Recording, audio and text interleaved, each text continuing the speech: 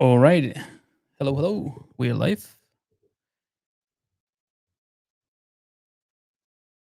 Hello, hello. Can you guys hear me? All right. Looks like we are live.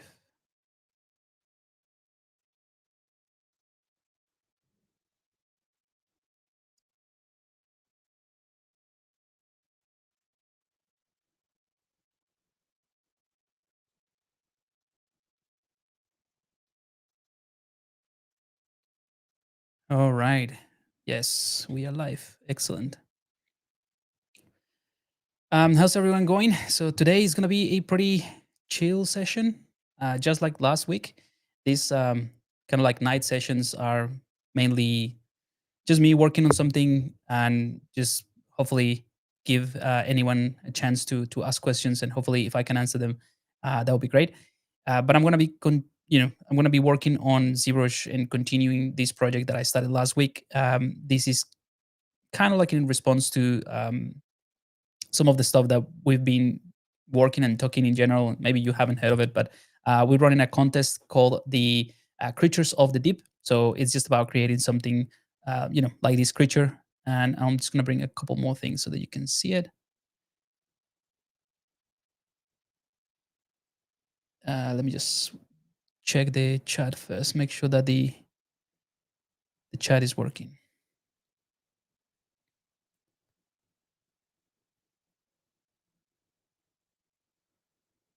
I'm on my own today, so it's going to be a little bit slower.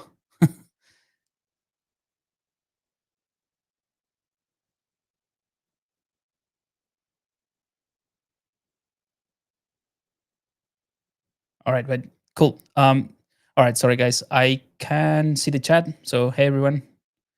The problem is that for some reason the restream chat is not working. Strange. Anyway, so sorry if you are watching this in Facebook. I cannot see the comments or I cannot see the chat. I can only see the chat from the live stream channel in our Discord and also from Twitch. And I just pulled the chat from YouTube, so it's all good. All right. So all right, cool, awesome. So yeah, so what I was saying is that we're running this contest. So if you go to the Pablander Academy, it's there. I'm gonna bring in just that so that you are aware of what is happening, and I'll show you just in a second. And this is just to give you a little bit of context on what we're doing, and hopefully gives you again the context so that you can ask questions if you need to about this. So if you head over to the Pavlander Academy, go to the events and just click on the first one here. This is the Creatures of the Deep contest, and you get a chance to win some really cool prizes. For instance, the magic drawing pad from XP Pen. So that goes for the first prize, and then we have other first and second and third uh, places. They're gonna get like something as well that is pretty cool, and we have links to all of those stuff that you can see here. And the purpose of this contest or the idea is to unleash your imagination, do something that it looks alien like or just a creature that could live in the depths of the ocean. That's the reason I created this kind of like illustration character concept as a reference of the type of things that you could be working on. So anyway, just head over to the Pavlander Academy to this event. You'll see it in there. And this session, that's the idea. This session and the following ones, because we're going to have more of these live sessions for you guys to ask questions or suggest ideas or wanting to cover specific things from now until the end of the month of this month. And the idea is just to help you guys with your entries for this contest. So if you're working on something specific, and you have like a question about that, whether it's like uh, more a conceptual thing or specific process that you're not kind of like getting right, these are the sessions for this. And we are going to start from next week. We're going to do what we're going to call the co-working sessions, which is less of me just talking and showing specific things, but rather we all share the screen, we all work together on something, and we just play some music in the background and we just work, not so much talking, which I think is going to be cool. By the way, let me know if you can hear the music. I just have some chill music in the background. I can hear in my headphones, but let me know if you can. Hey, Jebin, how you doing? Sandy, Rhiannon, Cleverton, great. All right, so let's get started, and do let me know about the music if it's annoying or I can turn it down a bit. All right, so Sandy TV is asking for the Discord. So if you want to join the Discord, you can just go to the Pablander Academy. This is one of the reasons we build this platform, because the idea is that you can find anything that it's related to the stuff that I do and that I share online in one place. So just head over to the Pablander Academy and you can go all the way to the bottom. And if well, if you are in this contest, but you can do it from any event really. So from the contest itself, you can scroll down all the way here and you can click on join the Discord community. That will open up the Discord if you have the Discord already open. But yeah, that's an easy way of getting to the server as well. And in the server, we have a dedicated channel called the live stream server, and the idea is that you can just literally ask questions in there, and I'll keep an eye on that chat as well. In fact, let me just bring in Discord. Maybe I'll just double check that it's working as well.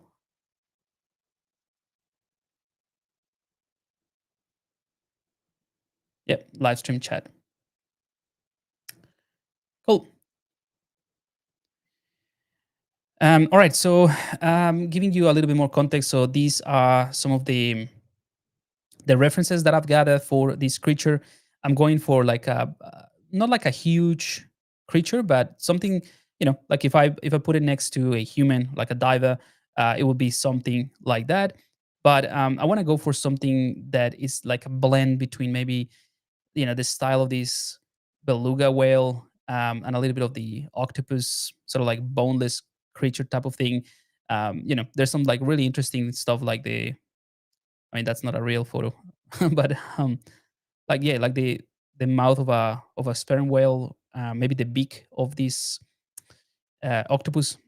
Really cool things, and there's a lot of kind of like inspiration that I can draw from. So that's what I'm going to do today. I'm going to concentrate on refining and start creating some more visible lines on this creature.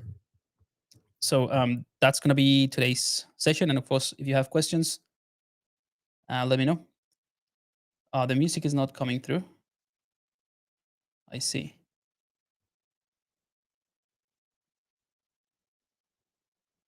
I mean, it's not a big deal. For me, it's kind of like nice because I can hear some background music. But the last one, I almost couldn't. I almost had to take it down from YouTube, the previous session, because I used some music that it was supposed to be shareable, but it wasn't.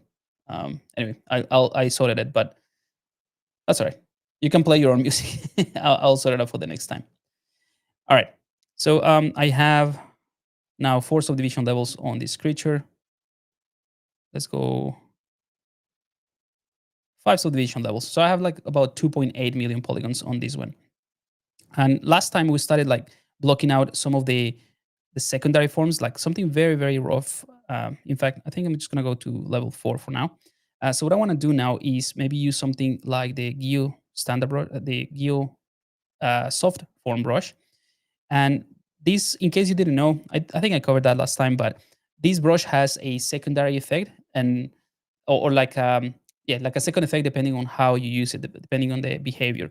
So if you just click and drag, you create this sharp line, sharp crevice that is very similar to the damp standard brush. Now, if you press harder, then and just go over the same place, then it starts to dip in even more, and it just kind of like pinches in. So this one is a really good way of creating a very defined line. So that's one thing. The secret one, or the not the secret one, but the way that I use it, and the reason why I created this is to emulate those really nice transition between let's say pinching of the skin and then going into a soft form. That's the reason of the name. based on what Geo does, right? So I did it for just to emulate his work. So the idea is that you can click anywhere. Let's actually go to the highest of the vision level. You can click anywhere, and then you can do a little bit of this just on the same kind of like pinching on the same spot, or drawing a few strokes back and forth on the same spot, and then you draw it out. So again, a couple of times, and then when you start seeing the pinch, then you just extrude that out. So that you see that it gets like a nice transition between something softer and this pinch. So I'll do it again like so. So I'll do a little bit of, I mean, this is nothing, don't worry. Just showing you kind of like the way that this brush is meant to be, well, the reason I created this brush. All right, cool. So let's go ahead and go to the highest here. I'm gonna use the same technique that I just showed you.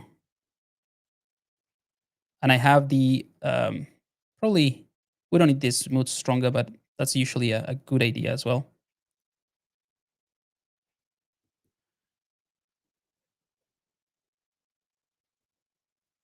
You know what? I think it's the routing. It's not correct for the music.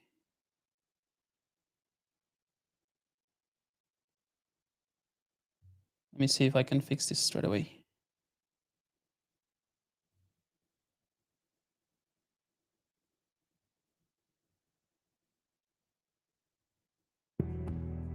All right. There should be some music coming through. Let me know if that's better.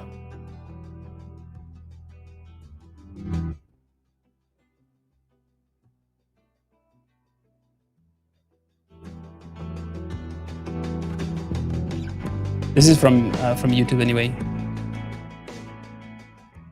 So hopefully it works.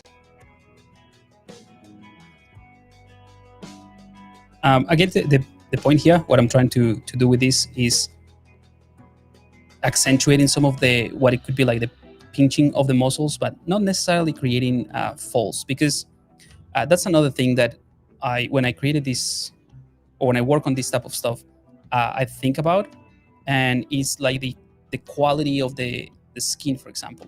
So if it is a creature that is constantly, well, that is on the water, like a fish or a mammal on the water, then this is going to be permanently moisturized in a way. So there might be some wrinkles depending on the strength of that skin. But if you think about like the sharks or any type of fish, really, it's pretty smooth.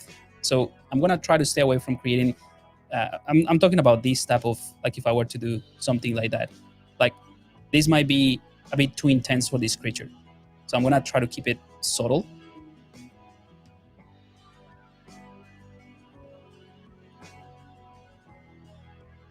And I'm gonna restrict the use of my brushes as well. So I'm gonna limit my toolkit, because that it sounds like restrictive, but it actually gives me a framework, and that's, personally, I think that's a very important thing. So it could be restrictive, as in, there might be other brushes that will give you the results that you want faster, but it's a bit liberating, the fact that you can just concentrate on the design, really, and do things manually just with a few brushes. But that is not to say that it's like a rule that you have to sort of live by, really. If for some reason you're struggling to create what you want, then switch to another brush. It's just, I guess it's kind of like a starting point, really. And that's all I've been using right now, right? The Geo brush, as well as the smooth brush, just to keep things clean. And the reason, by the way, I'm doing it this way is because I don't have a Dynamesh object. Like, we started with something relatively clean, so that's why I'm using this technique. Otherwise, I could just use the Dynamesh. But then creating these type of things, it would be a little bit harder, because we would need quite a bit of resolution just to get this going. All right, so I'm going to switch now to the clay. Let's go for the clay, the clean buildup. So this is a free brush that I have as well in the resources of the Pablanda Academy. So you can just go and type build a brush and then just get it from there. And it's kind of like a mixture between the clay builder brush and something that is cleaner, so you don't have like let me just show you the actual difference, because it's kind of like a cool sculpting tip. So you have the clay builder, and it is a fantastic tool to do this type of stuff, right? But it does have quite a few I don't know how to call it, like striations or like cuts within it. Again, it is a really fantastic tool, so, and I use it a lot as well.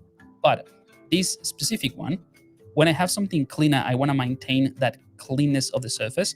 It does the same thing, but you see, it is a lot smoother and it has a bit of a blur. It adds volume in the same way as the clean builder brush, but that's why I call it the clean builder brush rather than the clay one. So it doesn't look so much as clay, but rather something clean. Anyway, so the reason I like this one, let's go ahead and isolate this bit. I want to start building some volumes here. And again, with the smooth brush, maintaining the smooth surface. Now, with this brush, what I like doing is I like to figure out, let's say, where the muscle underneath the anatomy might be, and then just go against it. So this is actually a really important thing. So I'm just going to spend a bit of time here. Let's do it with a red color. All right, so hopefully this is gonna make sense, but if it doesn't, let me know. So if I go ahead and do something like this, imagine that there is a muscle here, right? This is the muscle, and it just sort of like inserts here what it could be like the clavicle or something of the creature, right? So imagine that is the muscle, and maybe there is another one here. So these ones, they kind of like overlap and intersect at this point, right? So those are what I'm thinking to be on this surface, right? Like these are the muscles that are moving the fins, right? And this is what I'm thinking, right? That there might be something connecting in here, and then these muscles allow the creature to move up and down, or not up and down, so moving the fin maybe forward and backwards. So the reason I'm spending some time here, hopefully, and making it clear is because I don't necessarily need to paint the anatomy the way that I'm just doing it right now. I don't need to, figure out exactly where are the muscles, because it's a made-up creature anyway.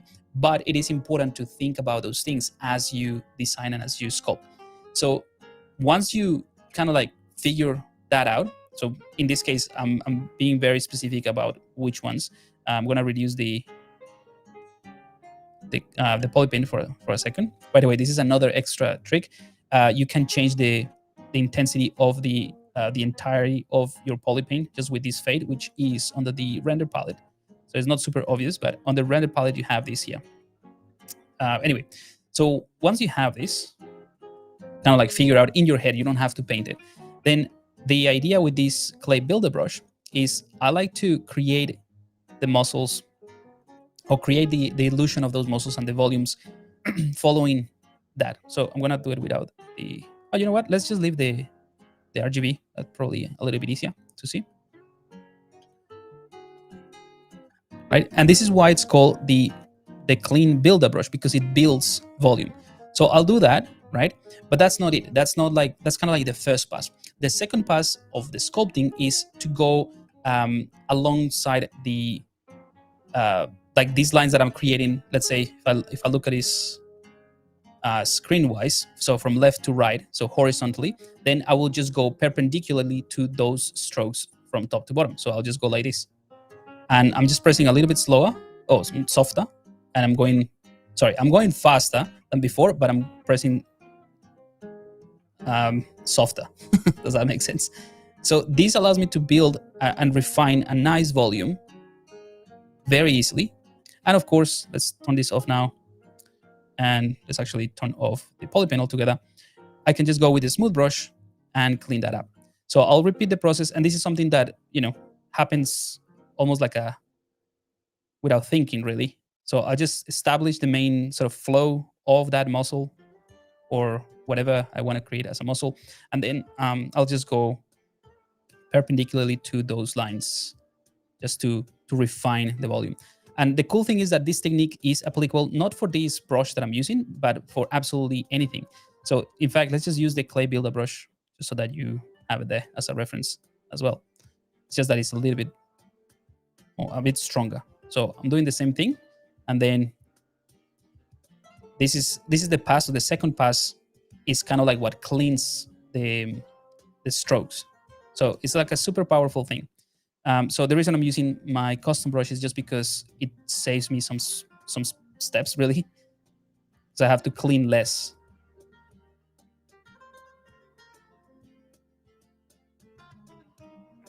And that is pretty much all there is to it, really.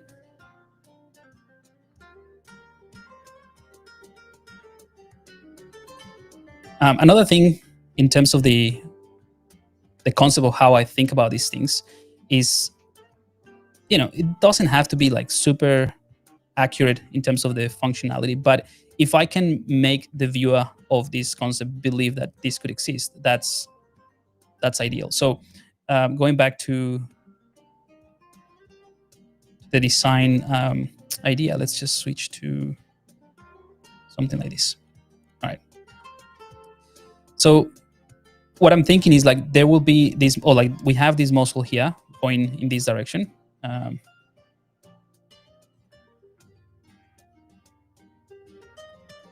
Let's do it again.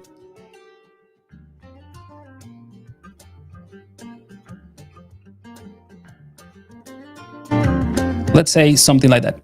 So the muscles, when obviously when you have like a pole or something that it has like two ends and then you just pull it or stretch it, is not going to maintain this curvature. It's going to create some tension. So in other words, this will be more like a straight line. Obviously, the creature right now is not pulling or is not tensing or it's not stretching this muscle, but I want to create a visual that can suggest like, okay, if this creature decide to really push hard with these fins, there will be something in that. So if I just go ahead and do something like maybe wrap it around here and then pull this back like so, let's smooth this out, you start to get like this really nice overlapping of the muscles, and things started to look like it could actually work and it could exist. So we're moving from this very flat area here that it just looks like a blockout, like a really clean blockout, let's say, to something that could actually move and could work. And it doesn't have to be like exaggerated. As you can see, it's just like little adjustments of the volumes and then a lot of smoothing to keep things clean. And that sort of like perpendicular, movement of the stroke. Hopefully all of this makes sense, guys. It's just these, more than any tip or any kind of like workflow, are just, I think, like a bit of the theory of the thinking behind sculpting, really, like general sculpting. Like this is not for creatures necessarily. This is for anything anything that is sculpting that you could sculpt. All right, so we're just concentrating a little bit too much on one area, which is another thing that I would suggest is like don't spend too much time on one area. Try to bring everything kind of like to the same degree of polish or refinement at the same time, and move around from different angles. Obviously, you're working on a 3D environment or a 3D creature, so it's important to make sure all the areas are covered, or at least, if you're working for the shot. And there's some areas that you're not going to see. Like if this was the shot of this creature and you're never going to see the top, then you probably don't need to work on the top. But yeah, so hopefully all this makes sense, guys. Let me see the chat actually. Ah, cool. So you can hear the music. Nice.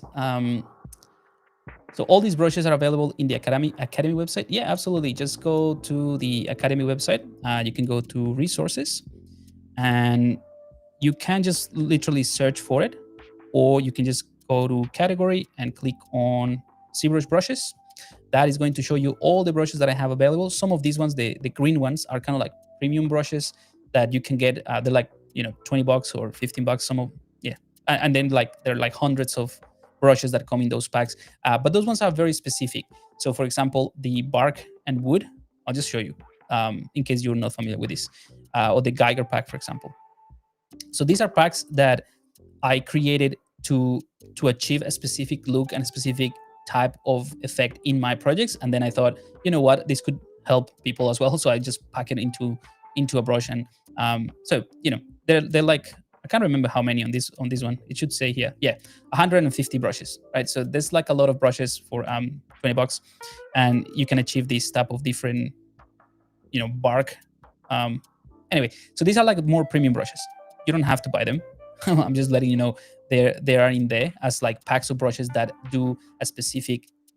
They'll give you a specific result. However, if you scroll or keep scrolling, you'll see these orange ones. These are collections, so there are free brushes that help you achieve a specific thing. They're totally free. So if I click on, let's say, clay brushes and then stylized hair, for example, or general sculpting, that's probably what you want.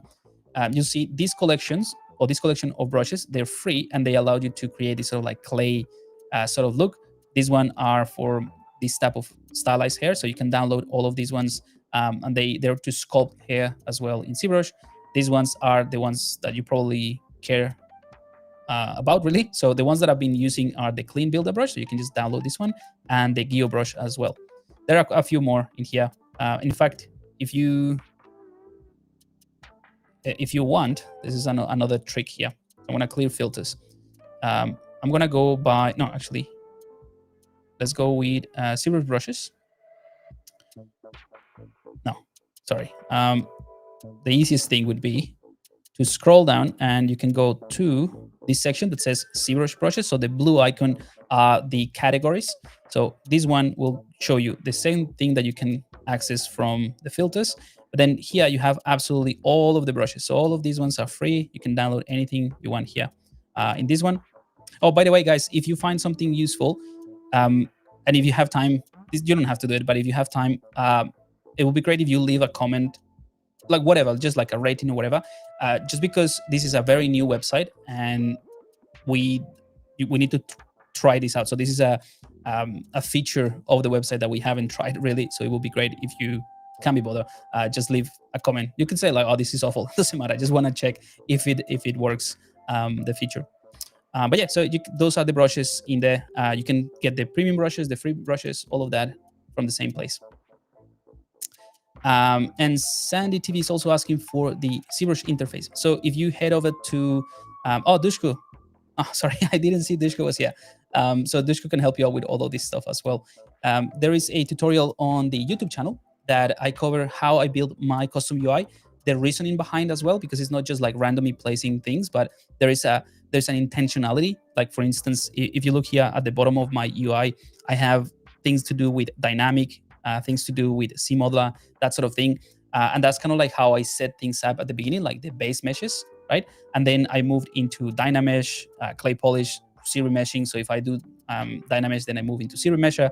After the series mesher, I can project details. And after that, I can just go into posing or subdivision and that sort of thing. So the bottom bar here of my UI has an intention of linearly going progressively towards, let's say, a final concept from a sketch. So the tools that I set up here are for that. Anyway, so all of that is in that tutorial, and you can actually download the UI, and I have two versions. This one is for right-handed people, so I'm right-handed. That's why I have everything here on the right-hand side, so that I don't cover, if I need to select something from the left-hand side, I don't cover what I'm doing with my hand. And I have a version that is for left-handed people. That's it. Alrighty. Let's make this a little bit more interesting, because so far there's not much difference. So I'm gonna choose something like the Sitzlobensinski, the standard brush. So this is one of the premium brushes that come in the Geiger pack. But you can do the same thing that this does in general with a really strong standard brush. All of these brushes really they're not like super unique that you're like, oh, this is completely, if I don't have this one, I won't be able to work. You can do absolutely anything you want in ZBrush, like super high-end sculpting and detailing with the basics brushes, right? The reason I create so many custom brushes is because I want to achieve things faster on specific areas or like a specific type of details. So this one is like the standard brush, is not necessarily the same, but it allowed me to work faster. So I'll show you. I might use it here as well. So I like to create these sort of like edges. So it's really strong. But one of the reasons I like this brush, apart from like being very strong, is because you need to be very intentional with your lines. As in, you cannot just like do what you would do with the clay brushes. Like you cannot do this type of stuff because it's awful. So it just creates a bunch of bumps. So you don't define or you don't refine the volumes in the same way. So with this one, I need to have like an intention of like, okay, I'm gonna go this way and continue all the way here, and maybe here this doing the same, right? And I will clean this up as well. But this is kind of like marking those or giving me those ideas. Maybe there's a little bit of a pulling here as well from inside or from underneath, right? So there's gonna be a lot more detail, I think, at the bottom than at the top of this creature. This is also another good brush to maybe accentuate some stronger muscles in this area.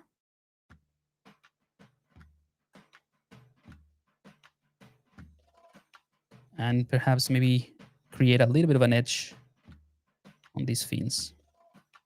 Again, I'm just marking these things. I know this doesn't look polished. I'll show you a technique on how I bring this to a cleaner stage. But yeah, this is roughly what I will go for. So yeah, the idea with this brush is really that as part of the toolkit that I'm talking about, one of the benefits personally is that because it is so strong, is that when I draw a line, I have to be confident on that line, and that sort of helps train my eyes as well to make sure like, okay, if I'm gonna do something like this, it's gonna be very evident. So I need to make sure that it has an intention, right? Otherwise, you could just use the clay brushes and soften it up, and that's it. Let's do one here as well.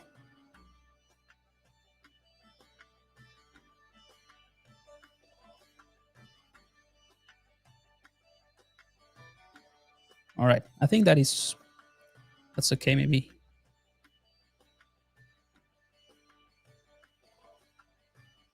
I have an idea for maybe this type of fins that I think you're gonna find interesting. Just a cool technique, something different that I'll show you.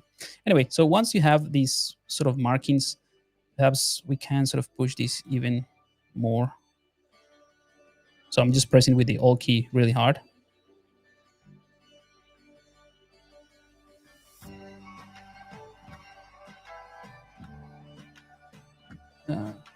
Hang on.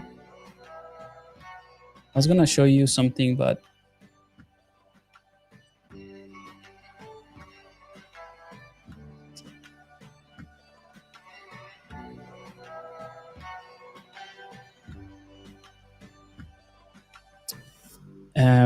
yeah. So sorry. The Geiger and Beksiski pack. So the one that I'm using, it's in this pack. So the effect that you get is super strong, but honestly, is pretty much a standard brush. Let's see.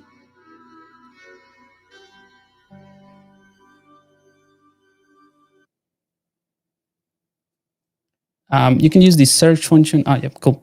All right, guys. Like I said before, if you have any questions, you want to cover a specific thing, just go for it. Let me know in the chat.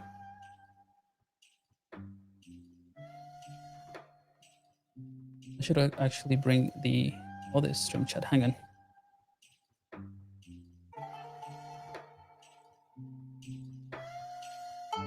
I have actually.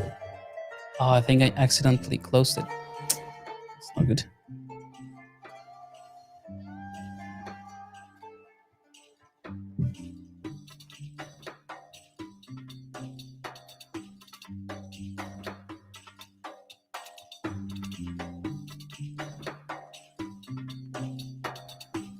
Oh, okay.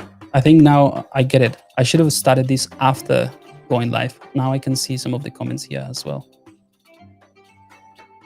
Okay, great. So yeah, I can see now the comments from any platform. So feel free to place them in there.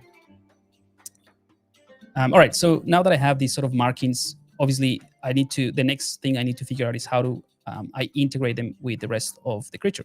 So I'm going to use the clay brush or even the clay clean buildup that I've been using will work just fine. And the idea is to concentrate on the transition between this sort of bulging area and the nice soft transition. So I'm going to do exactly the same I did before, just pressing softly as I draw multiple strokes, and that integrates these markings or like this new pattern. And that's the whole, I would say, purpose of this next step is to integrate and blend these details.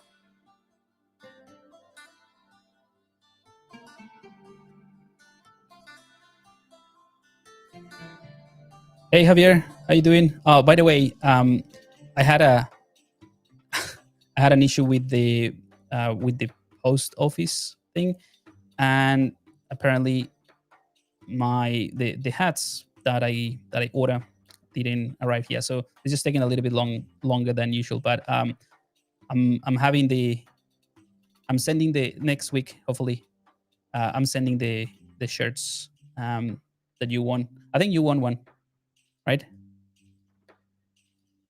I have it in my to do list as well.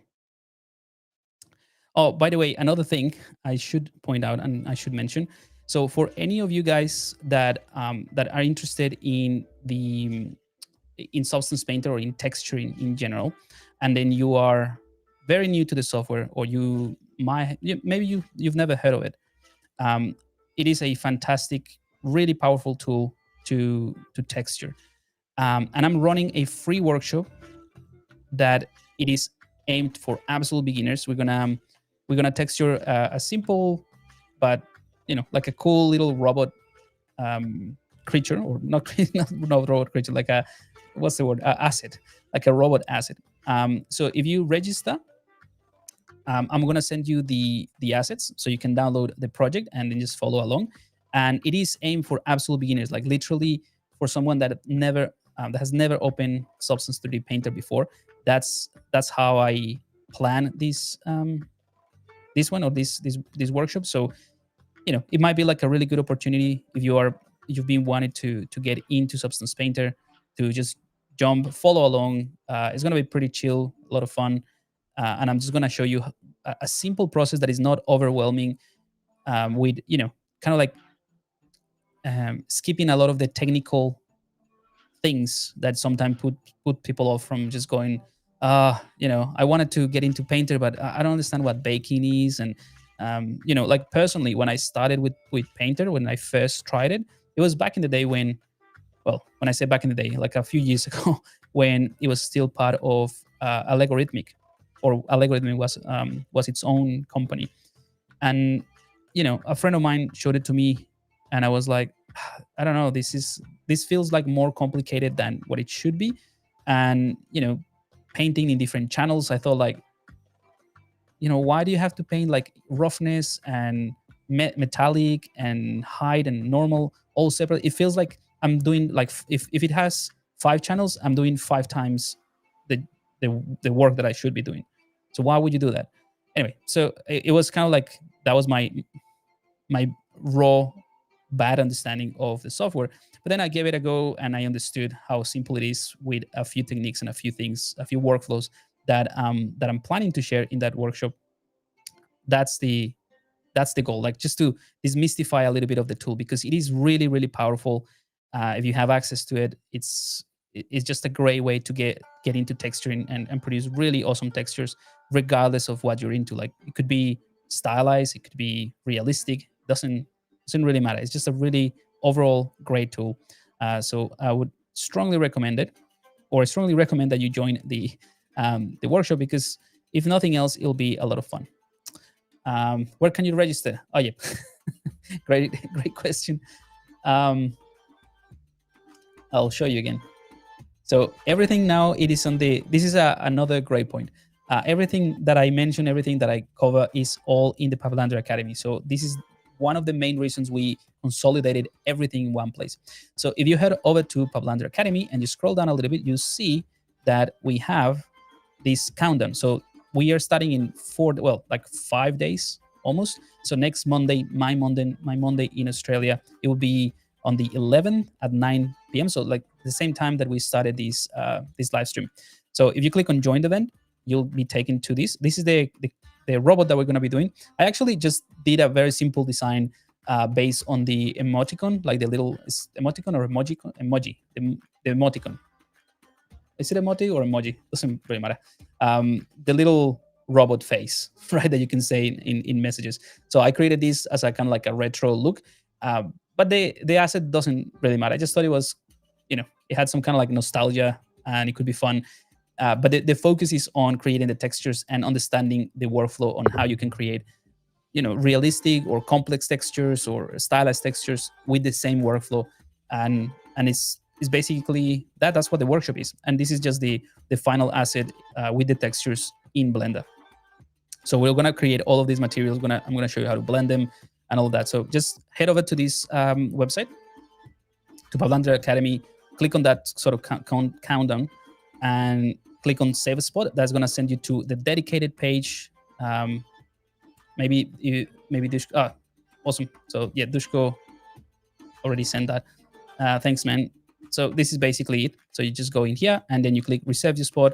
That's gonna save your spot, because even though it is a free workshop, I have limited seats, and that's the thing with this workshop. So the difference between, just so that you guys know, I'm just gonna mention it as I keep working on this one, so that it's not like a boring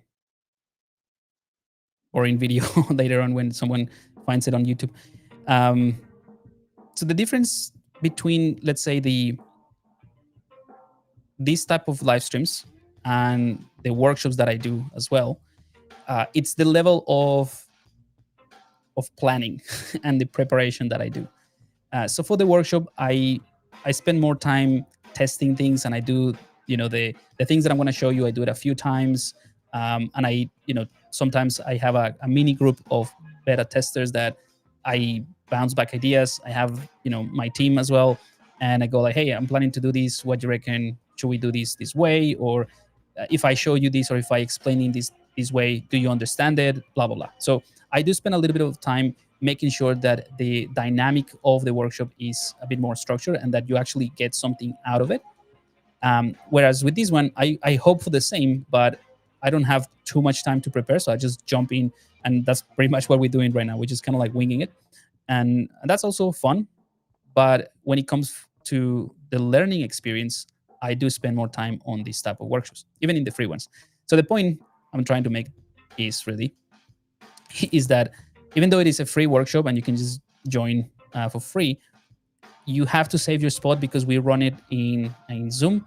And another reason I like to run the workshops in Zoom at this stage is because you have the ability to turn on automatic captioning. So I know I have a really thick accent. Sometimes it's hard to follow along with that.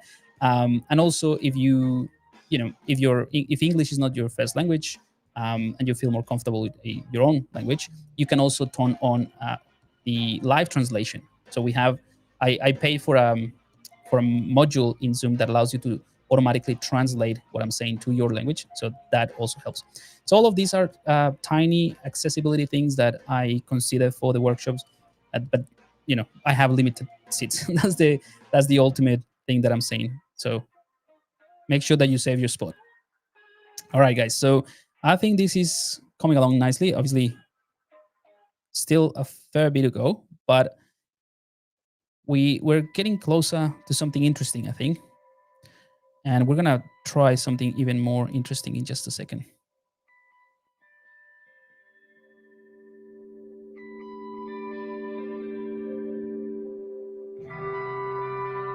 So I want to start pulling some things with the move brush as well.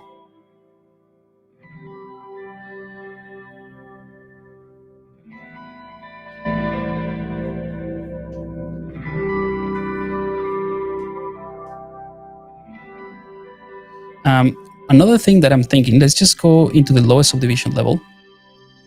I'm going to isolate the mouth area, and I'm going to work on it because it has a pretty wide, big mouth that it will be worth doing some sculpting and adjusting some things in here. So to do that, let's go ahead and select the select lasso, and I'm going to isolate some edge loops here, and I think that might be good. And then I'm just going to go to the visibility, and I'm going to grow that, sorry, not grow, shrink that a couple more times, just so that I can hide maybe more than that. This, all right. And then I'm going to hide this manually, and I'm going to create a group for this. So now I will be able to isolate this area a little bit easier. I'm going to go to the inside of the mouth, which the reason why I isolated kind of like a thick edge loop here is so that I can then select the inside, and visually you see now these are disconnected. And because they are visually disconnected, you can create an auto groups or run the auto groups, which is in the polygroup auto group. I have it here in my UI because I use it a lot. And that basically tells ZBrush we want to have different group IDs or different colors based on what visually looks like separate pieces. And then when I bring back everything, now I'm going to have this and this. And then I can just say group visible. All right. So that whole process of isolating and selecting bits is so that I can then select these now, right? Oh, actually, before I select it, I'm going to turn off I'm going to do it here so that you guys, let's say, follow along if you want to. At the bottom of the tool palette, you have the display properties, which is the reason why I have a custom UI, is because these type of things I use it a lot. So I have this one that says flip and double. So double is to show you both sides of the polygon. That is pretty self-explanatory. So if I go inside, I can see both sides. If I toggle this off, you only see the face of the polygon that is pointing, or like the normal of the polygon. So just use double, and then flip. What it does is going to flip the normal. So I'm going to turn off double, click on flip. Let's go to the high subdivision level. There we go. So now we flipped this. So the normals are flipped, and that's why it looks weird. So this is another thing. If you ever wonder why sometimes if you mirror and weld something, or if you mirror an object or whatever, and you realize, oh, this has a weird normal or it looks weird, is because of the normals are flipped.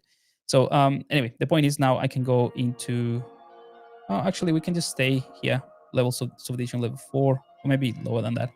And I'm going to use the move topological, and this allows me to work on the mouth back. And I think the previous session, we actually used the same technique just to create this, but now we can do the same thing for something a bit more practical. And I'll show you a cool technique as well. I'll pull this down so that it looks like it has some depth. All right, so now in the highest subdivision level, or the fourth subdivision level, let's go back to the basic, turn this off. You'll see that what we previously saw from from outside is now the inside. So I can use the same technique, the same tool. I'm going to go for the Zitslovensinski one. And obviously when I go ahead and do something like this, you'll see exactly, like you see the inverted, you see the true, how can I put it? You'll see the real effect of this brush, but just keep in mind that we're going to flip this later on again to go back to the normal sort of view of the polygon. So if you want to create this sort of like ridges, similar to the top of your mouth type of thing, or like a creature like this, then this works. Otherwise, if you want to have this effect, like the bumps, but on the inside, then you press the Alt key and do this type of thing. So when you flip it, it's going to look like that. But I want to achieve this. So hopefully that makes sense. And the reason I assign a polygroup as well is so that I can isolate that and I can work around the entirety of the mouth. I'll do this very quickly because it's not like you're going to see a lot of it. So it could be a little bit, I could be a little bit loose in the way that I apply this. But if I decide to do like a shot where you can see a bit of the inside of the mouth, it would be good to have something here.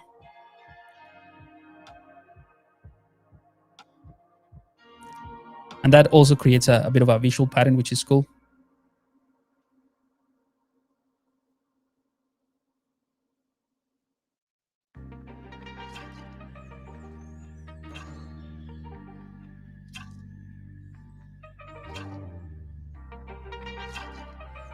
Questions. Let's see. Oh, you'll be working Monday night. Yeah, so I'll do try to every time that we have a workshop like this, I try to keep the recording, of course, and keep it available for a few days. However, I can't guarantee that it will work. So that's why the best thing is to participate online and go to the lives. But yeah, I know that sometimes it's hard. This is the reason why I'm also trying a different time zone. Usually I do it at 9 a.m. my time. This time the workshop and these live streams, I'm doing them at night. Partly because I want to give other people that maybe, I know some of the students that I have are in Italy, for example. So 9 a.m. Australia time is like really impossible. So I'm trying to cater for more people, and also partly because at this time my kid's sleeping, so I can actually get some work done. Anyway, so that is one way of doing it. I'm gonna jump into the standard brush and I'm gonna create some ridges. So I'm gonna press the Alt key and push this down a bit. And that's going to create a little bit of a pattern inside the mouth once I flip things back again.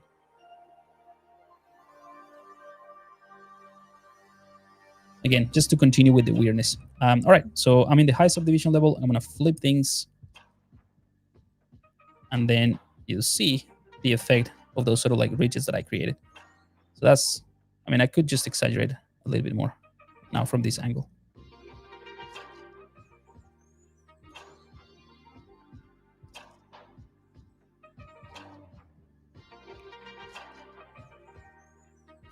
Alrighty.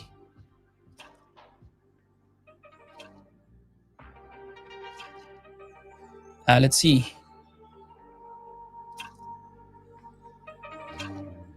Yeah, it looks like an alien pattern. Yeah, that's the idea. Like the, creatures in the deep sea are pretty alien-like anyway. So that's the idea.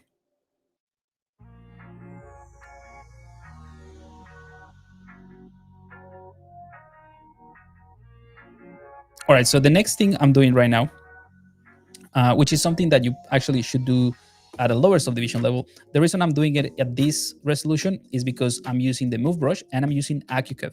So AccuCurve is going to give you, I'll do it here as an example as well. So without AccuCurve and you use the move brush, you're going to get this effect, right? A pretty clean sort of bell shape. If you switch the AccuCurve with exactly the same brush and do the same thing with exactly the same size brush, you get something that is a lot sharper, right? So that's what the AccuCurve does. It allows you to focalize the center point of that brush and change the profile of the influence of that brush. So now we have something that starts slowly, from the edges, starts slowly and then sharpens up at the top. Whereas with the normal one, it is a much more linear transition. So that's the reason why I'm using currently that AccuCurve. And that way I can sort of like create a bit of a pointiness to this volume. So I can push this and you see it's kind of like hard to see because it's very subtle anyway. But let's say if I want to do it very obvious, so these corners here, I can just really push them like that and create something a lot sharper. That actually doesn't look too bad. But I don't want to make it super obvious. I want to maintain the visual consistency. There's not like really sharp corners. And also with the larger brush as well, so that when I do these little nudges, is not creating bumps and making the surface uneven.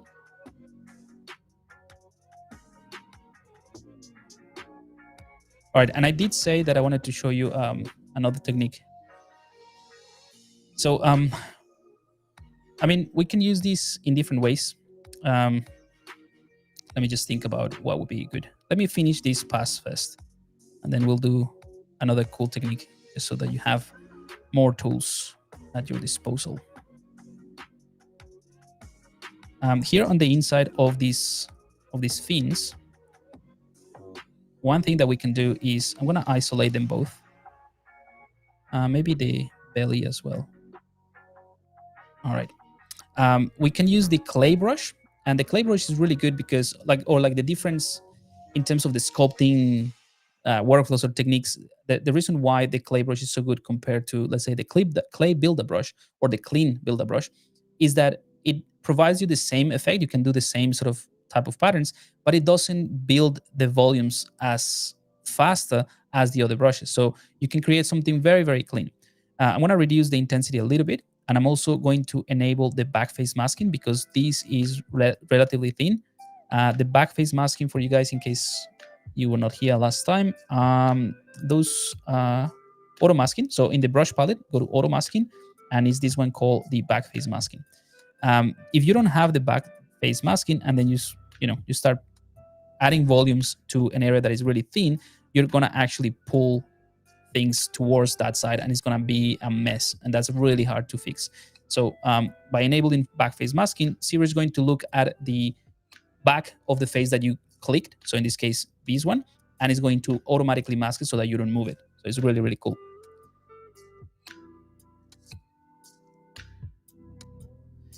Letty, so you started blocking the creature in ZBrush contest yesterday.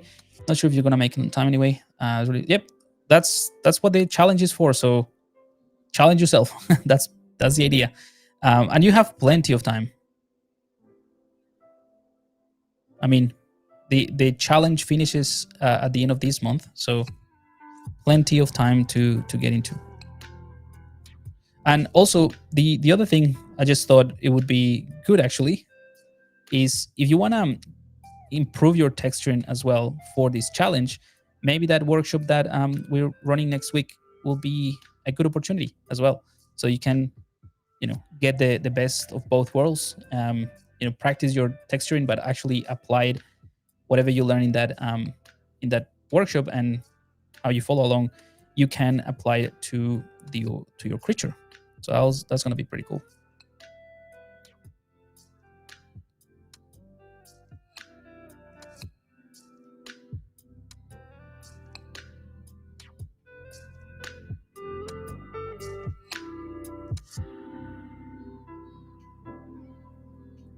All right, so let's continue now with the move brush, and I'm going to do some main. I'm going to try something like this.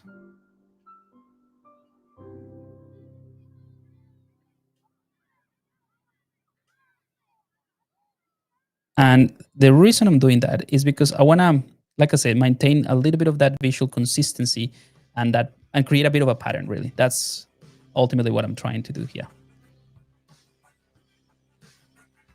So subtle things, but they all help, right? So if you look at this guy from the top, it looks almost like a piece of jewelry, maybe. That could be, the design in general, that could be like a piece of jewelry.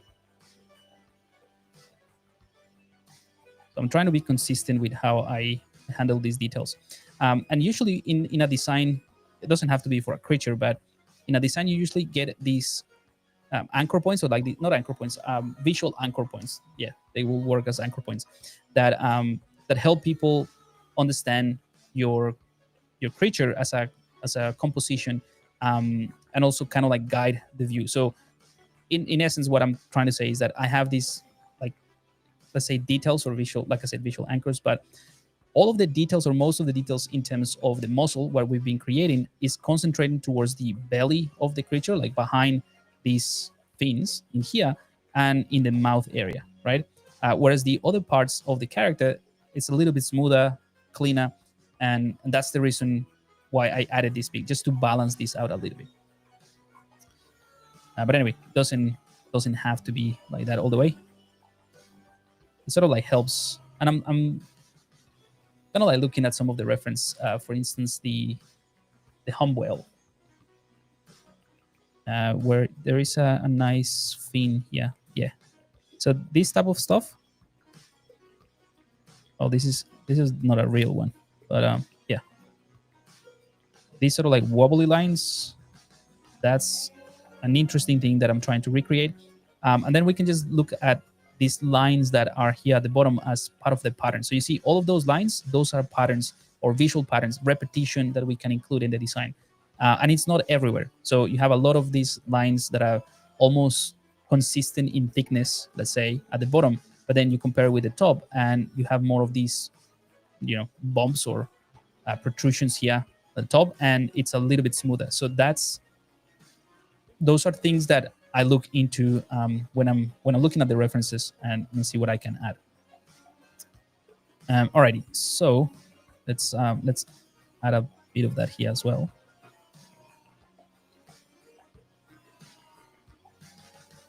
And yeah, like I said, if you have questions, guys, let's put it in the chat. Happy to answer those. Let's see Discord as well. Cool. Giacomo. Hi, Pablo. I know that you're doing something else, but right now I'm rendering a sequence in Maya and the texture doesn't show up, but instead when I render only one frame, the texture shows up. Oof, that's a super specific question. I would have to know a lot about how you set up the project. Plus, I haven't used Maya in a long time. So it depends. If I can sort of like help you narrow it down a little bit, the first thing that you need to check is which renderer you're actually using. What's the main render? Because if you're just using if it is an animation and using the play blast, then shouldn't have any issues. But if you're trying to do a sequence with Arnold or something, there might be some issue with the shader. I don't know. That's a super specific question. I wish I could help you, but yeah, that's outside of what I can do in this session. I'll have to check the actual file to give you a much more accurate answer. All right, I'm gonna take this standard brush and I'm gonna do something similar to what I did with the Geiger one, but this is obviously a lot smoother or like simpler. So it's gonna be a lot more subtle. So I'm gonna use that and the smooth brush to really push hard and clean this up. Maybe actually go into the smooth stronger. So this is a brush, a smooth brush that comes with ZBrush, and it just smooths things out a lot faster when you have lots of resolution. Like right now I have not lots, but 2 million. It's quite a bit. So I can just use this to blend things really quickly, but at the same time creating the sense that there is something connecting those patterns, as you can see. All right, so I think that works.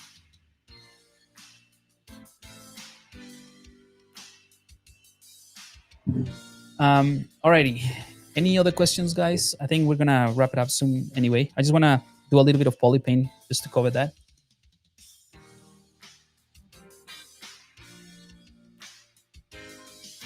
Oh, hang on, someone's asking, does the robot file works with ZBrush 2022?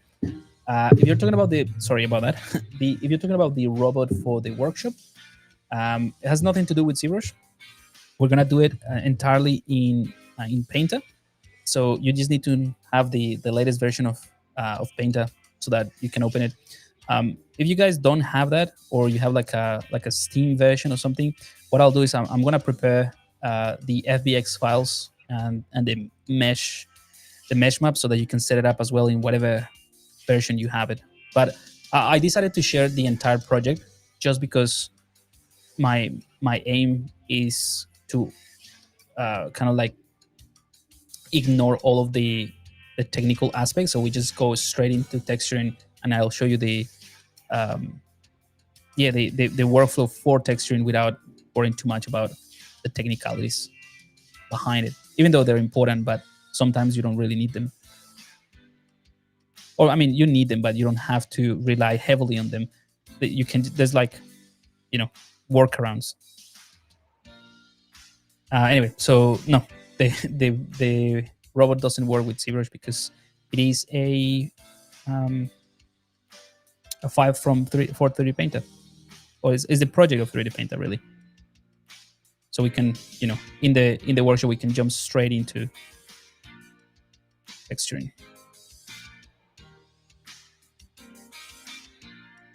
All right, I haven't saved. Let's do a quick save.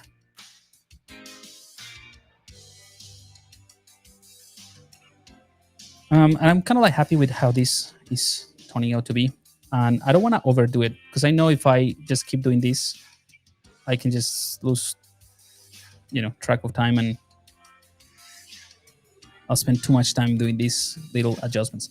But I do want to show you the difference so that you can see that it's just, to me, this is like the thing that people say about like trusting the process. Is exactly this. It might not look that we have made a lot of progress, but if you compare it with um, oh, sorry about that. If you compare with what we had before, which I'm going to load up now, in terms of the silhouette, is not very evident, right? So this is before, this is after. But the importance of that step of being able to block this out and make sure that we have a solid startup, a solid clean base mesh is crucial so that we can maintain the cleanness, but at the same time define things. So you see, it's it's subtle, but we're getting there, right? And now that we have this point, we can, let's subdivide one more time. So we have 11 million polygons. We can go crazy with the details if we wanted to, in general. So what I'm going to do just to wrap up this stream, hopefully these techniques and what I show you today is helpful as a way to polish and refine things. But I want to show you how you can add some details, maybe show you some of the custom brushes that I have for ZBrush for that, and then do a little bit of poly paint so that we have a base texture or base poly paint in case you don't want to take it into Substance Painter or any of that, right? You can just create something that looks really polished, really really clean with poly paint, and it could be very realistic. You can project details, project texture, sorry, in here, and then get something going that is really realistic. We can do that next week as well if you guys want. But the point is, it is a powerful tool that you don't have to rely on another application. I personally like it because Substance Painter gives me a lot of control and is non-destructive, and the textures for PBR workflow are just brilliant. But in ZBrush, you can do the same thing. As in, you can create really nice albedos, really nice diffuse channels. So I'll show you how to do that. So how to select a loop? Are you talking about? Are you talking about selecting a loop in ZBrush? Sorry, not sure if that's what you mean. What I'll do is I'm gonna bring in some custom brushes that I have. And all of these brushes that I'm gonna show you, or anything that I'm showing you here, are in the website, the Pablender Academy.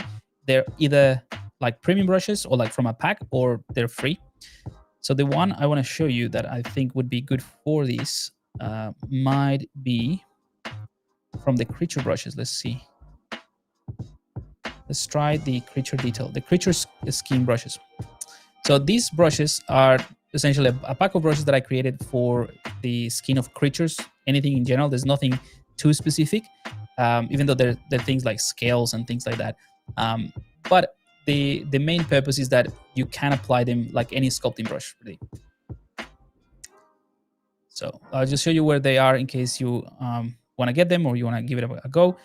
So these ones right here, the creature textures and skin brushes pack. So these brushes are mainly to generate this type of details. Like, these are obviously close-ups to random planes that I created and then texture. But you should be able to achieve this type of result, this type of details fairly quick. And by the way, all of these samples, let's say, they are polypaint. So I use polypaint, nothing else, in ZBrush, and rendered it in Marmoset just to make it look nicer. But that's what it is. So all of these effects are from that brush pack. And they're generic. Like, that's why I call it the creature pack. So I'm going to show you, which one is a good one to show? So if I select this one, this pattern, I'm not going to use this one on this creature, but this is the idea of these brushes, that you can just do this and literally just define the flow of the pattern really easily. If I'm doing like I mean, not a lizard, but like a salamander or something, create something like this.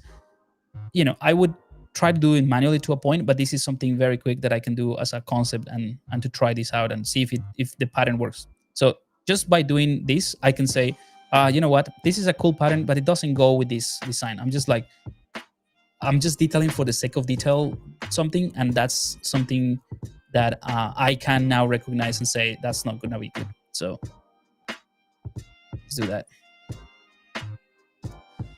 So CGI warm-ups. So you're asking about the auto group I did. I see. Yeah, I'll show you that in a second. That's done with the select last. I want to use this one. This one is probably something better. So this one, if you apply it and then go back again, it's just going to add this type of ridges. So I think this one might be the best sort of option to add that sort of like, yeah, that's those sort of details. But what I'll do is I'm gonna save a morph target now, which for you guys would be under the morph target here. I'm gonna store a morph target. I use it here in my UI, and that basically saves the current state of this model, of the stage of this model. And I'm just gonna press a little bit harder here, maybe a larger brush. This is another reason I created these brushes, is because not only to achieve this type of thing, but because I can, when I enable backface masking as well, I can vary the size of the brush itself, and that also create things, create things or details that feel a bit more organic. So as I go to the end of this thing, I'm going to reduce my brush size as I go. All right, and this is kind of like the first sort of pass for these details. Maybe here towards the end, these start to disappear and become more like a more generic noise. All right, so that's kind of like a good starting point, I think. But now, what I really want to do is I want to make sure that this doesn't feel like just like a pass of details on top of something just to get it detailed. I want to make sure that there is a little bit of a hierarchy. So right now, everything feels, I mean, it's all right. It looks like it is detailed, but there's no sense of hierarchy in those details. So this is kind of like the base layer of details, which, by the way, you can also do everything that I'm doing in a layer, so you can just compare or control the intensity. I have the store morph target, so I can just switch this on and off, and I don't have to do that. So the next thing I will do is, let's go with something strong. Actually, let's use the clay brush, just something simple. And I'm going to reset this brush so that I have the full intensity. And I'm just going to manually start pushing these details. As in, I'm going to create some of them that are a little bit larger and thicker. And this is a point where I would potentially just break the symmetry as well. But in an effort to save some time, I'm just going to continue working with symmetry and only create a bit of variation in the center line. And that's a very simple trick to generate symmetry visually that looks asymmetrical. So this is what I mean. Let's go back to this one right here. I'm going to turn on symmetry. And you'll see that obviously each side is the same, but I left the center line intentionally without too many details, because I can now go without the symmetry and do something like this. And just by doing that, we can generate something that definitely doesn't look symmetrical. And it's a very simple thing to do, especially here towards the front of the creature, maybe. All right. Maybe with the Zinslob and Zinsky, that actually would be an easy one to do it. Yeah, I'll do it with this.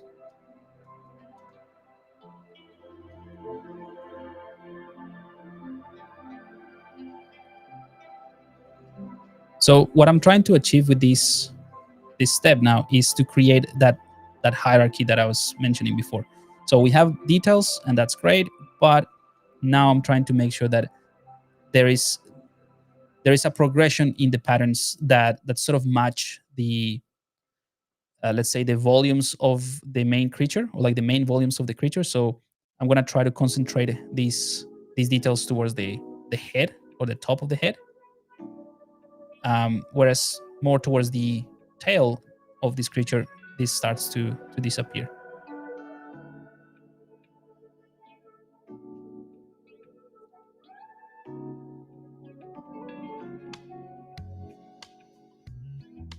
I want to bring in my clean buildups because I think they will work nicely with this.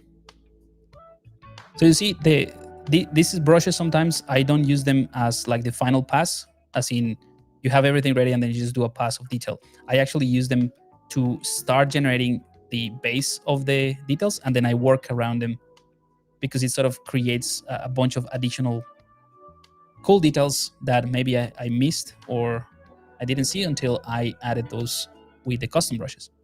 So that's what the custom brush does. It helps me explore and it speeds up the process, but it's not like essential thing. You can do everything that I just show you manually, totally fine as well. It's more about like speeding up the workflow, really. All right. So the next thing I want to do, again, in an effort to maintain the cleanness of this creature, is I'm going to use the smooth peaks.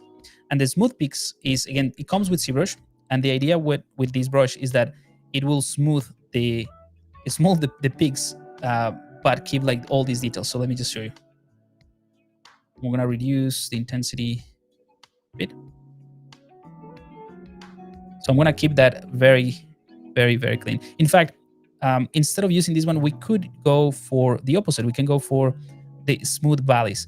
So this one does the same thing, but it's gonna preserve those bumps a bit more. It's gonna soften, you know, the surface. I actually like the other one more. So I'm just doing a quick pass, a quick smoothing pass to make sure that all of these details and anything that I added with that custom brush is maintained as a clean thing. Oops, let me undo all of that. I'm gonna do it with the symmetry enable.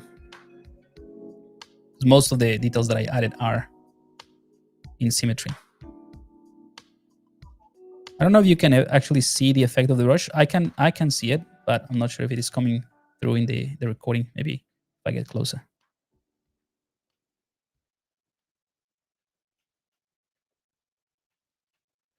Uh, hang on.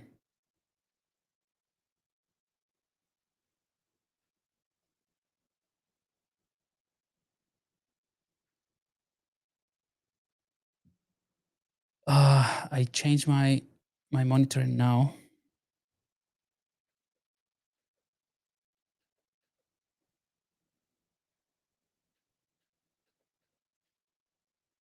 Oh, I hate when this happens. 1 second.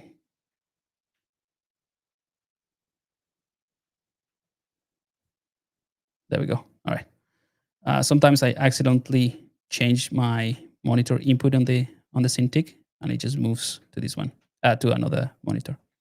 Alrighty. So to wrap it up, let's do a quick polypaint just to show you how you can take advantage of this. And also, we can use something like the Geiger cutter as well. Now that I have this, and start playing around with some patterns that are a bit more obvious.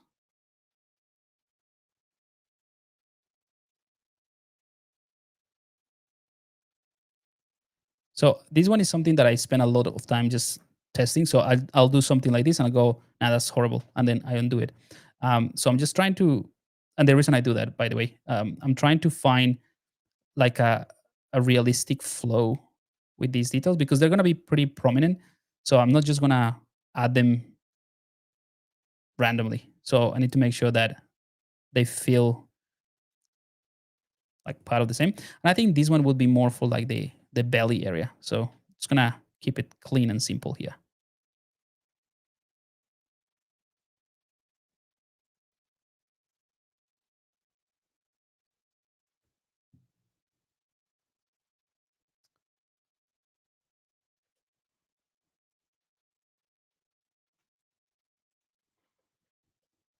Yeah, I think this could work. Obviously, this needs more details, and as in, this is way too clean. We can definitely create a nice soft um, set of details here. So I'm gonna try.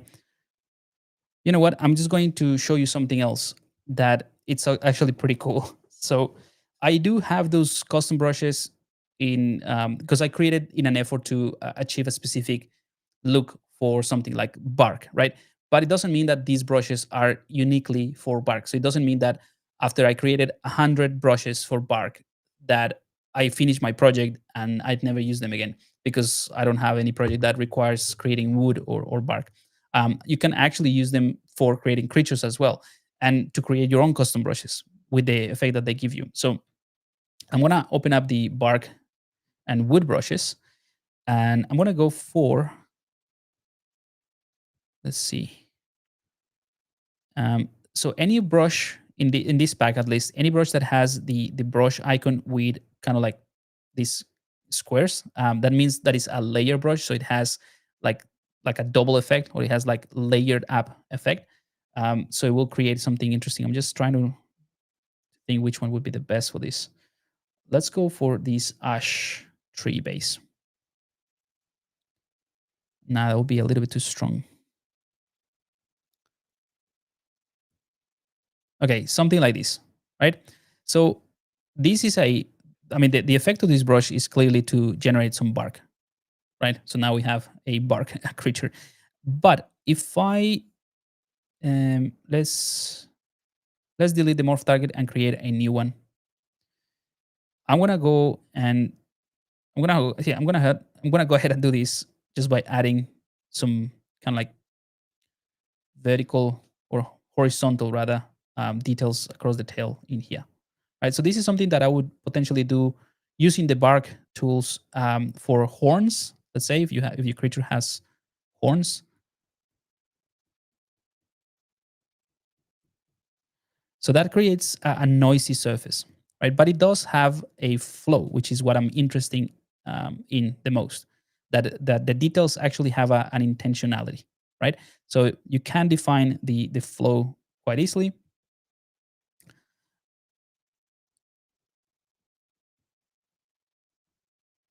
and maybe just continue this here. Don't worry. I know that this is like a really quick, random way of applying these details. So it doesn't like that intentionality that I'm talking about doesn't really show at this point. But remember, we have the morph target. And what I want to show you is that you can have this effect that you can achieve with a brush that has nothing to do with creatures, that is just bark. But then you use something like the smooth peaks. And as you do that, you will clean up the surface, and then you're gonna leave a bunch of like tiny interesting details that you can again capitalize on and utilize for this for the detailing of these creature. So I'm just pressing softly here because I think towards the tail we have maybe more or less, no, less geometry. So it's really strong so far, the detail, but hopefully here it's more evident what I'm trying to suggest. Like you have this wrinkled effect, right? And it does make sense to, in this area, if the creature sort of like moves up and down that tail, right, or that tentacle thing, then it's going to create a bit of a memory fold in here. Now, I'm going to go back to the my brushes, so the morph brush. So if I click on the morph brush, the reason I saved a morph is because I can go back and I can sort of like erase all of this if I don't want it. So this is a great tool to sort of like come back through and remove these details from the areas that really shouldn't have those, right? So if you accidentally kind of like project some details in an area, I think for the most part this is fine. But if you accidentally do that, you can just go back with this morph brush and reduce the amount.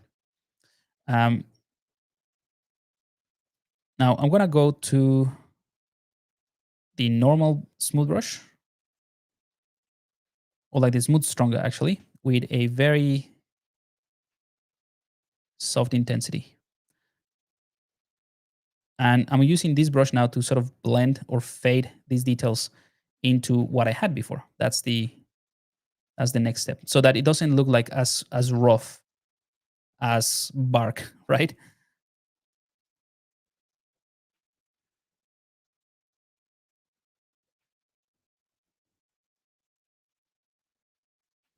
So you see, adding details in ZBrush is actually really easy.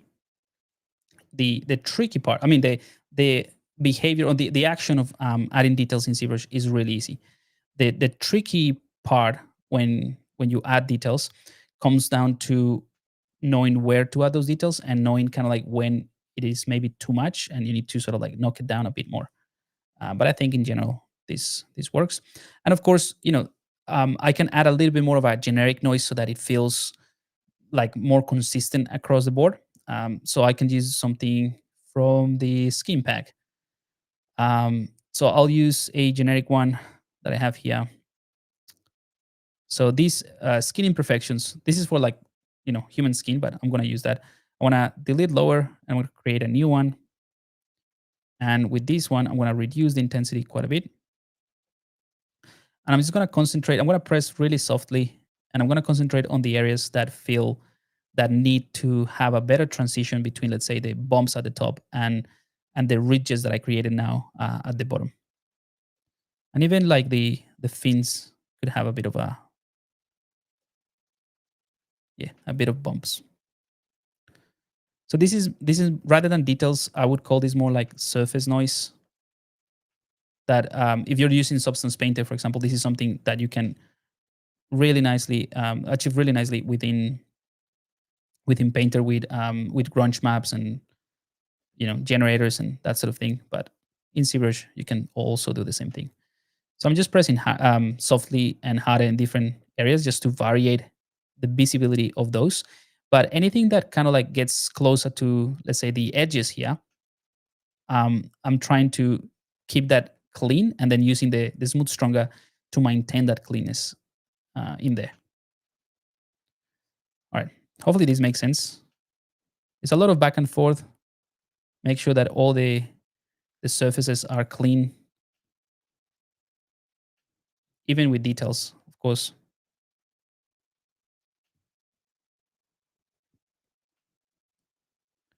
But now that I have this pass, I can go back, and this might sound actually a bit counterintuitive because I have so many high frequency tiny details, but I can use those to adjust the, let's say, secondary forms a little bit. So it's kind of like a tricky thing to go back to do, but um, you know, I'll show you what I mean. So I have like all these details. I can use something like the standard brush to to take advantage of what I created with those more generic passes of detail. So if you pay attention to this one right now, obviously that's not what I mean, but this one that I just circled in those details and this one right here, those came almost like unintentionally from the brush that I used to create the bumps.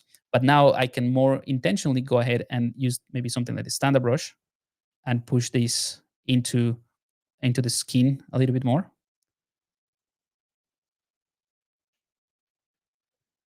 Same thing with this one, for example. I could stretch it out so that it feels more like there's something inside or something that is causing the skin to protrude, but maybe there's like some kind of like spine thingy there. I don't know. All I'm doing right now with this standard brush is just utilizing whatever details I created and see if I can integrate them better with the rest of the creature. So all this area could have a bit more of a flatter belly, but some more prominent lines. All right, and I did say that I want to show you the polypaint pass now. That's going to be very quick, actually, and then we'll wrap it up. Or actually, you know what? Let's leave the polypaint for the next time, and I can spend a bit more time on some techniques that I think could be very valuable. So let's just do a couple more refinements here, and then we just call it a day. And of course, if you have questions, drop it in the chat, and then I'll try to answer those before we wrap up.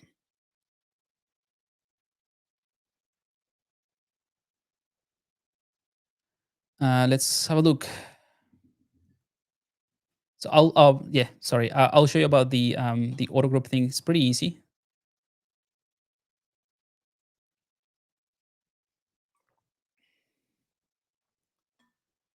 Yeah, for the texturing, the 3D Painter is my go-to. Hey, what happened with the music?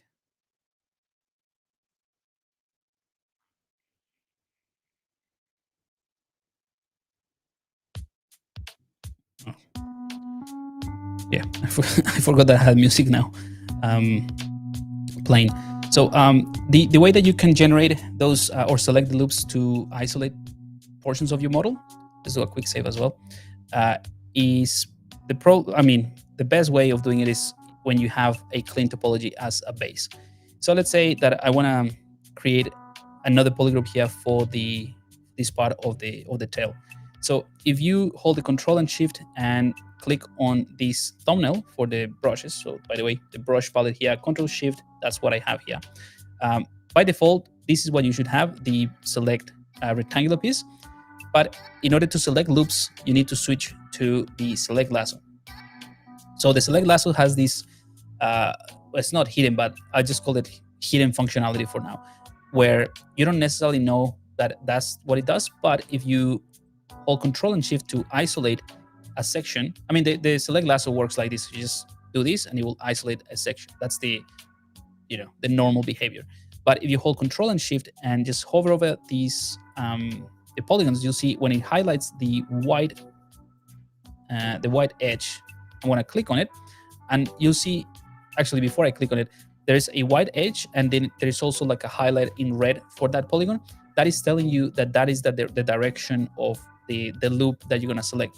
If I select something like this, then you see the red, outline of this polygon is on the horizontal side. So if I click on this one, it's going to go through all of this, and it's going to isolate it, right? So that's how you can isolate things. So for example, and by the way, if you want to go back to isolate a single polygroup, you can use the select lasso, but you have to select kind of like a point, because if you select again an edge, it's going to isolate the edge. So make sure that you select either the face or a point, right? And then you isolate this, and then you can go hold Control again, Control and Shift, sorry, and then click on this edge loop. That isolates this, and then you go to the polygroup palette, click on auto group, and because there is visually no connection between these two pieces, ZBrush is going to create a group for each one of those. So now you can go back, and we can now maybe isolate this again, so that we can have both of these and group visible. So now we have, let me actually give it a different group. All right, so now you have more. So this is one of the really cool things about ZBrush, that you can just go back into the lowest subdivision, create this type of polygroups, and go back up. All right, so I'm just gonna give you the, again, kind of like before and after, so that you can see that progress, and again, trust the process from where we started. So here is where we ended up today, and this is what we started with. So a pretty clean base mesh, and we just adjusted the secondary shapes, but now we have something that looks closer to what I sort of envisioned with this weird looking creature, right? And we can look into add more stuff maybe next time. Maybe I decide to add some teeth or something to this creature, although I'm just imagining it to be like a giant sort of vacuum. It doesn't have any predator instinct. It was just eating plankton like a whale. Anyway, so next week what we can concentrate on is on the polypen. We can adjust a few more things, so if you have questions about that, feel free to bring them. So yeah, I'm gonna leave it here, guys. Hopefully this has been of help, and yeah, let me know if you have any questions between now and the next session. And just to wrap it up, remember, we are running the Creatures of the Deep contest. So a couple of things in case you were not here when I mentioned this. If you go back to the Pablander Academy, to the website, you can go to the events, and this one right here, this is pretty much what we've been doing in this stream. It's kind of like creating something, not like this, but anything that is like a creature from the deep. So that's the contest, and you can win some really cool prizes. The deadline is at the end of this month, so you have plenty of time. Also, join the Discord. There is a section where we can share work in progress. Like, people have been sharing lots of really cool stuff as well. I'll see if I can show you something. Yeah, I don't have it here. But anyway, so you just go to the Discord, and there is an art challenge work in progress, so you can share your stuff in there, get some feedback from the community. It's pretty cool. And finally, the most kind of like urgent thing, just because it comes in first, if you head over to the Pathfinder Academy, the first thing that you see in the homepage is this countdown. So this is a countdown for the texturing workshop that is totally free. You can join that now, so you can just click on join the event, and that allows you to register for this workshop. And this is basically the asset that we're going to be creating. We're going to cover everything from scratch, and this is for absolute beginners, so you don't have any prior knowledge of Substance 3D. If you have heard of it, that's great, but you don't need to. I'm going to explain what it is and how to use it, and I'm going to give you some really cool tools to make sure that you can sort of like open it up and start texturing. And I'm also sharing this asset so you can follow along. It is entirely free, but you need to save a spot because I have limited spots. We're going to run it in Zoom. That's it. All right, guys. So thank you again for joining, and I'll see you in the community.